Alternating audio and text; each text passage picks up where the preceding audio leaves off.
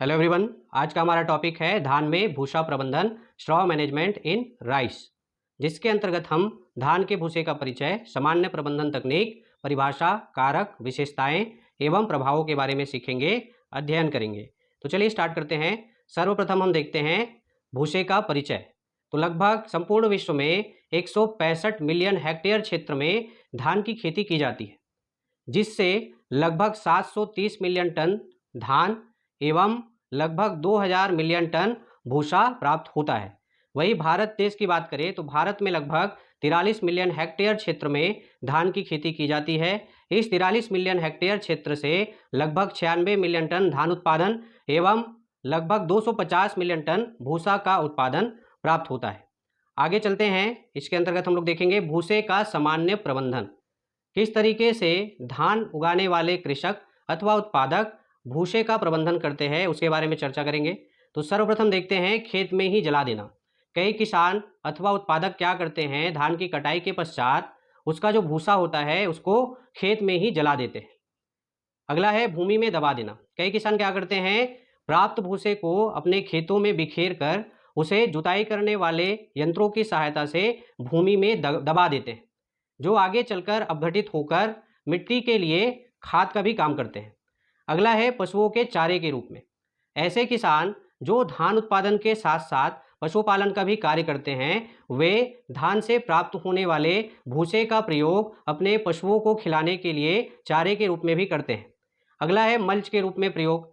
ऐसे किसान जो धान की खेती के साथ साथ सब्जी वाली खेती करते हैं या बागवानी वाली खेती करते हैं, वे इन धान के भूसों का प्रयोग अपने सब्जी वाले खेत में अथवा बागवानी वाले खेत में मल्च के रूप में करते हैं, जिसका प्रभाव यह होता है कि वहाँ पे मृदा की जो नमी होती है वह बनी रहती है तथा अनावश्यक रूप से वहाँ पर खरपतवार भी नहीं उगते हैं। अगला है कच्चे माल के रूप में प्रयोग।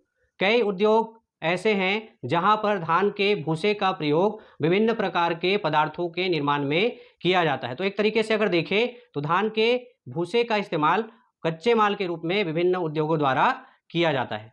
आगे चलते हैं। परिभाषा। धान का भूसा क्या है, किसे कहते हैं, इसको देख लेते हैं। तो धान का भूसा धान फसल की कटाई एवं मिसाई क्रिया के उपरांत धान के दानों से अलग हुए पौधे का भाग भूसा कहलाता है। अगली परिभाषा है धान का भूसा धान के पौधे का एक उप उत्पाद होता है जो धान कटाई के बाद पौधे से प्राप्त होता है, वह धान का भूसा कहलाता है। आगे चलते हैं, कारक देख लेते हैं, फैक्टर्स देख लेते हैं, कौन कौन से ऐसे कारक हैं जो कि धान में भूसा उत्पादन को प्रभावित करते हैं। तो सर्वप्रथम है कटाई अवस्था।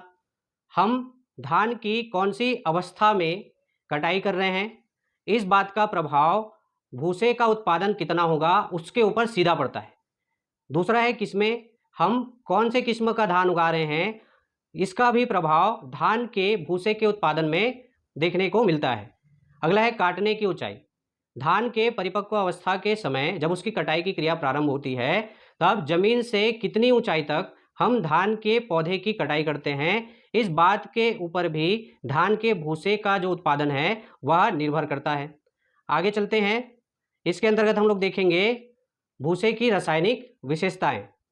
तो लगभग 1 घन मीटर असंपीड़ित धान के भूसे का वजन, अर्थात बिना दबे हुए धान के भूसे का वजन लगभग 15 से 17% नमी की उपस्थिति में 70 से 80 किलोग्राम प्रति घन मीटर तक हो सकता है।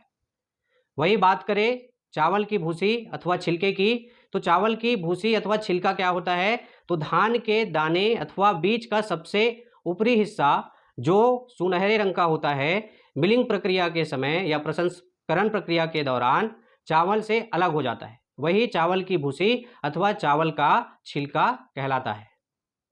आगे चलते हैं। इसके अंतर्गत हम लोग देखेंगे चावल की भूसी अथवा छिलके का प्रभाव। इसका क्या प्रभाव होता है वो देखते हैं।